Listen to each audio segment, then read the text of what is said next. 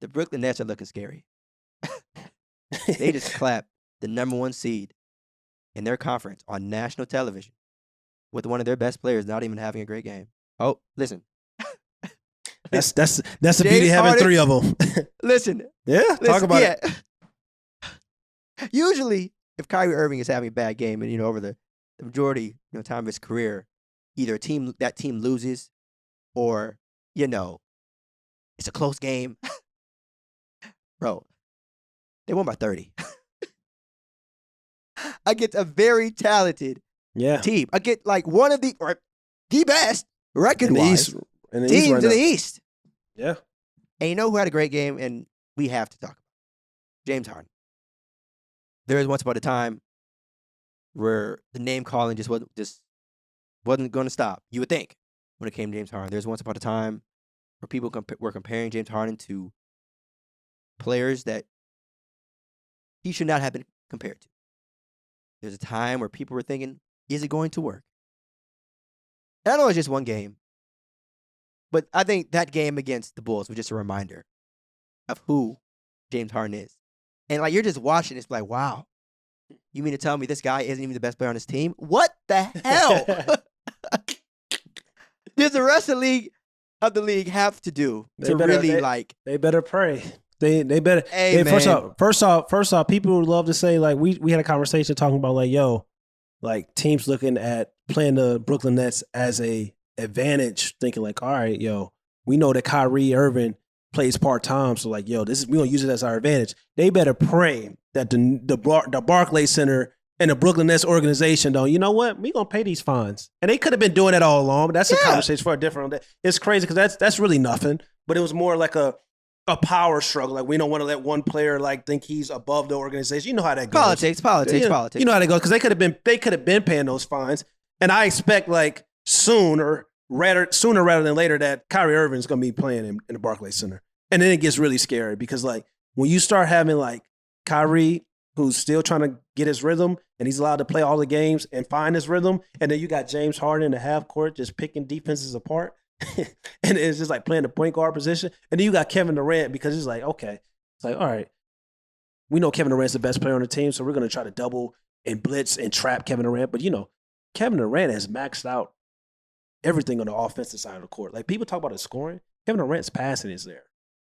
He finds the open man all the time. People, you watching the game, start watching these games and start looking at some of these passes that Kevin Durant is doing on a nightly basis. He's maxed out offensively at every aspect. He's 100 on 2K. He's, you know what I'm saying? He's maxed out. And so it's just kind of what can you do? Because even when you blitz and you trap Kevin Durant, he's finding an open man every single time. And it's just then you got James Harden who control the pace of the game, control the tempo. It's just it's scary. It's scary. And then they clapped the Bulls. And I know the Bulls probably went home last night and probably was thinking damn, we not who we think we are right now. And I'm sure that's probably how they was feeling. But you know what? Let me say this too. This is one of those things where it's all right, are the Bulls not who we thought they were, or are the Brooklyn Nets just that damn good? And I think it's more of the latter. I think it's more of just the Brooklyn Nets are just extremely unstoppable. Because I don't think the Bulls folded, right? I don't think. I mean, they got clapped. Don't get me wrong, but it's still the Brooklyn Nets. They lost to James Harden and Kevin Durant.